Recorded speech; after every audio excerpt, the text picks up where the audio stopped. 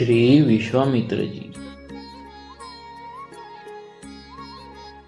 उद्यमेन हि साध्यन्ति कार्याणि न मनोरथैः न हि सुप्तस्य सिंहस्य प्रविशन्ति मुखे मृगाः।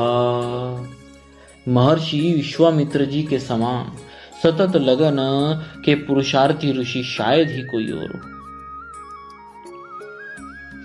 इन्होंने अपने पुरुषार्थ से क्षत्रित्व से ब्रह्मत्व प्राप्त किया, राजर्षि से ब्रह्मर्षि बने, सप्तर्षियों में अग्रगण्य हुए और वेद माता गायत्री के दृष्टा ऋषि हुए।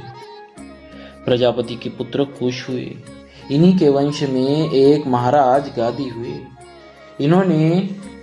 उन्हीं के पुत्र महाराज विश्वामित्र हुए। कुश वंश में पैदा होने से इन्हें कौशिक भी कहते हैं। पहले ये बड़े धर्मात्मा प्रजापालक राजा थे। एक बार सेना साथ लेकर एक जंगल में शिकार के लिए गए। वहां पर ये भगवान वशिष्ठ के आश्रम पर पहुंचे। भगवान वशिष्ठ ने इनकी कुशल क्षेम पूछी और सेना सहित आतिथ्य सत्कार स्वीकार करने की प्रार्थना की। विश्वामित्र जी ने कहा, भगवान, हमारे साथ हजारों लाखों सैनिक हैं। आप अरण्यवासी ऋषि हैं।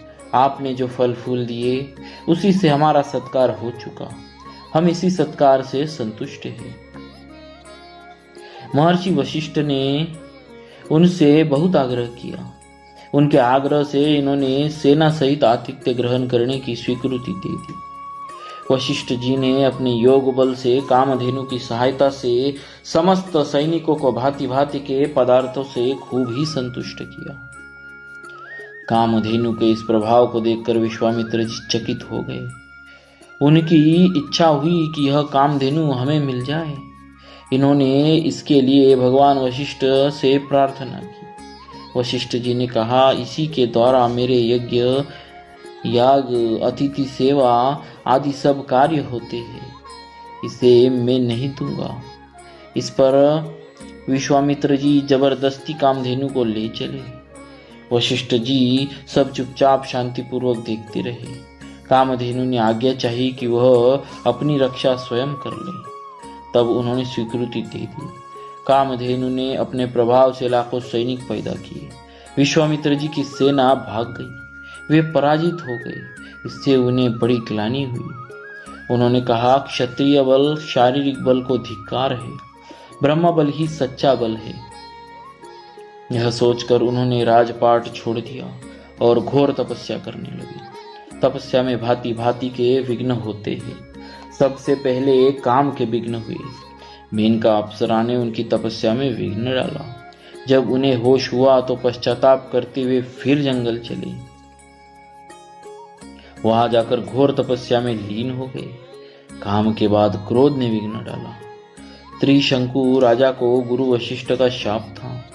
आपने भगवान वशिष्ठ के वैर को याद करके उसे यज्ञ करने के लिए कह दिया। सभी ऋषियों को बुलाया। सब ऋषि उनके तप के प्रभाव को सुनकर आ गए, किंतु भगवान वशिष्ठ जी के 100 पुत्र नहीं आए। इस पर क्रोध के वशीभूत होकर इन्होंने उन सब को मार डाला। इतने पर भी वशिष्ठ जी ने उनसे कुछ नहीं कहा। तब तो उन्हें अपनी भूल मालूम हुई। ओहो, यह तो मेरी तपस्या में बड़ा विघ्न हुआ। तपस्वी को क्रोध करना घोर पाप है। वे सब छोड़कर फिर तपस्या में रत हो गए। बहुत दिन की घोर तपस्या के पश्चात उन्हें बोध हुआ कि काम और क्रोध ही तपस्या में बड़े विघ्न हैं। जिन्होंने काम क्रोध को जीत लिया वही ब्रह्मर्षि है, वही महर्षि है, उसे ही सच्चा ज्ञान है। मैंने भगवान वशिष्ठ का कितना अनिष्ट किया। उनकी कामधेनु को भी जबरदस्ती लेने लगा, तब भी वे चुप रहे। उनके पुत्रों को मार दिया, तब भी वे कुछ नहीं बोले। मुझ में यही दोष है, मैं भी वैसा ही बनूंगा। अब काम क्रोध के वशीभूत न होऊंगा। ऐसा निश्चय करके वे काम क्रोध को जीत कर बड़ी तत्परता से तप करने लगे। उनके घोर तप से भगवान ब्रह्मा जी प्रसन्न हुए। वे इनके पास आए और वरदान मांगने को कहा। इन्होंने कहा, यदि आप मुझे योग्य समझे तो ब्रह्मर्षि बनने का आशीर्वाद दे, और स्वयं भगवान वशिष्ठ अपने मुंह से मुझे ब्रह्मर्षि कह दे। इनकी तपस्या से वशिष्ठ जी पहले ही प्रसन्न हो चुके थे। उन्हें पता चल चुका था कि विश्वामित्र जी ने तपस्या के प्रभाव से काम क्रोध को जीत लिया है। इसीलिए ब्रह्मा जी के कहने पर उन्होंने बड़े ही आदर से विश्वामित्र जी को ब्रह्मर्षि की उपाधि दे दी, उन्हें गले से लगाया, उनके तप की, सच्ची लगन की, सतत उद्योग की प्रशंसा की और सप्तर्षियों में उन्हें स्थान दिया। उसी के प्रभाव से ये जगत पूज्य हुए। दशरथ जी के यहाँ से भगवान श्री राम जी को ले आए, उन्हें सब प्रकार की विद्याएं दी, मिथिला ले जाकर सीता जी से विवाह कराया और अंत में त्रैलोक्य को कपाने वाले रावण का वध कराया।